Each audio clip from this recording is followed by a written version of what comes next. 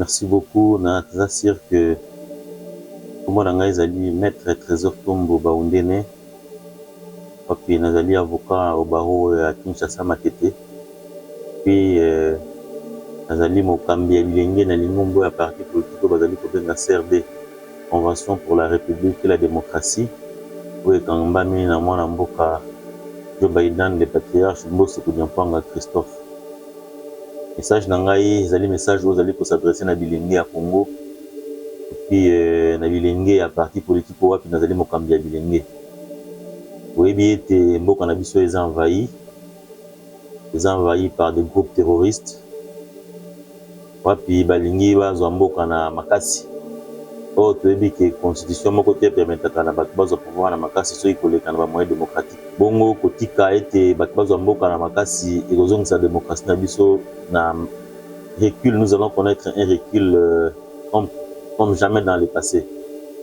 Yango nazali kobenga na bilenge ete partout bozali bofongola miso bolala lokola nguma alalaka lisu moko ya kokangama kasi lisu moko ya kofungwama. Tosala en sorte que monguna aleka te, monguna akota te.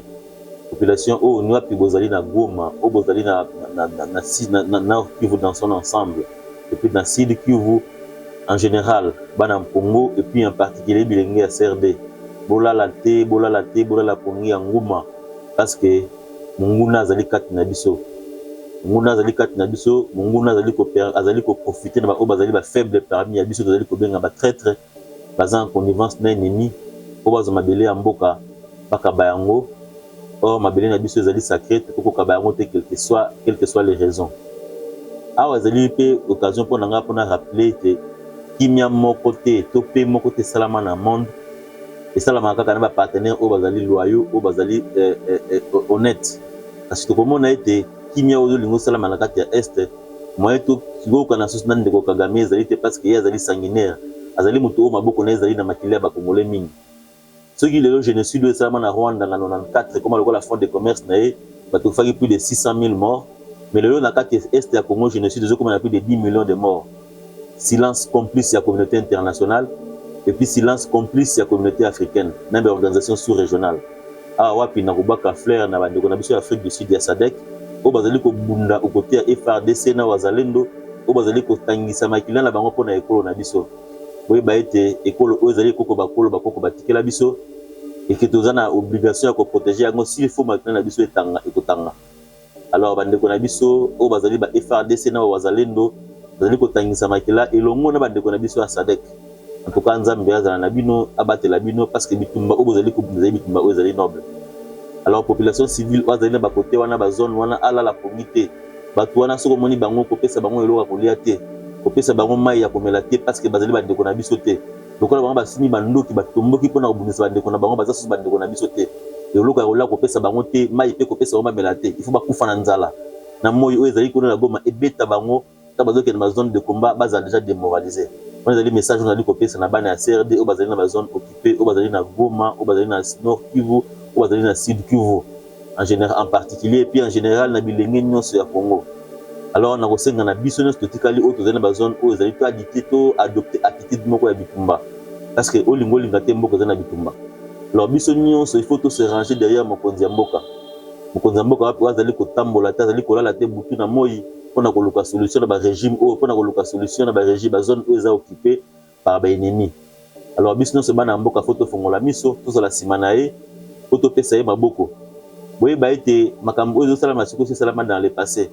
Alors biso to tchaye na kati ya front to tombolo maboko na biso pe nzambe a remplir na sagesse a pesa ye makasi pona kotelemela makambo ya Congo parce que pona kotelemela makambo ya Congo il faut kozala congolais, non seulement kozala congolais mais kozala congolais oyo pe alingi traîtrise te alingi koteka mboka na bapaya te parce que bitambo makambo tozali kobunda ezali likambo mabele mito bakoko baloba sangwema likambo mabele sangwema. Donc biso tozali pona kotelema pona kobunda pona mabele na biso bakoko batikela biso. Na se présenter le rôle à leader d'opinion, naza pasteur, naza docteur en théologie de développement. So na ko kota na ko bandela déjà na kata likambo ya mboka na biso. Les grands problèmes toza nango ezali problème à leadership. Problème leadership, c'est le leadership est pendant ma baie. Mais leadership est la carte ignorance à mon aine. Leader nyonso, sera côté na musalane pour la première fois. La première chose à salaka, ils allaient faire analyser système oya kuti na bisika. Or, tant que le président a bis à côté na bisika, a analysé qui était système oya kuti na bisika. Système oya kuti na bisika, c'était déjà un système défaillant. Système Mobutu Atika, système Yamabe, système à détérioration, système oyo elisaka batu, pe système oyo ezaki sa batu courir, ezaki sa batu mai. Système eza malamu, il faut perfectionner yango. Ce système wana eza mabe, il faut annuler yango.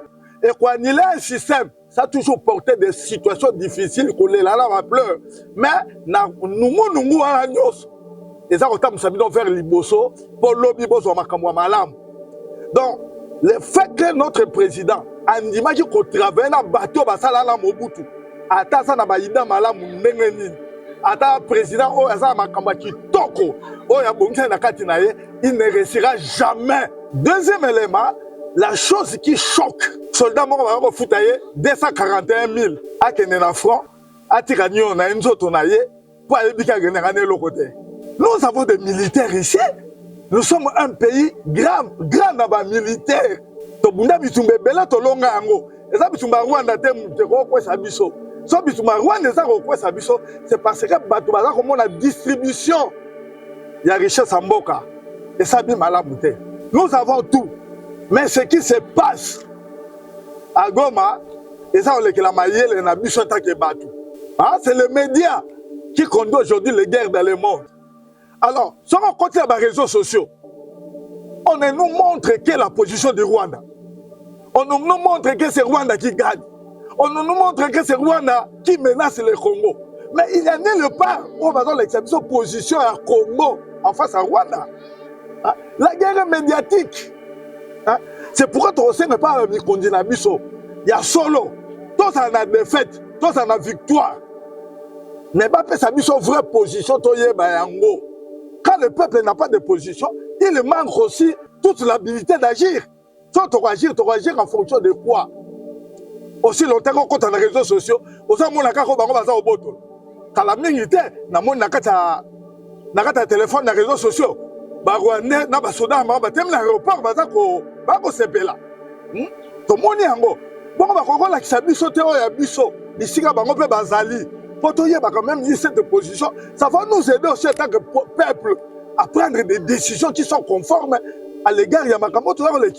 La première chose que nous devons faire, il faut couper la relation avec le Rwanda, avec l'Ouganda.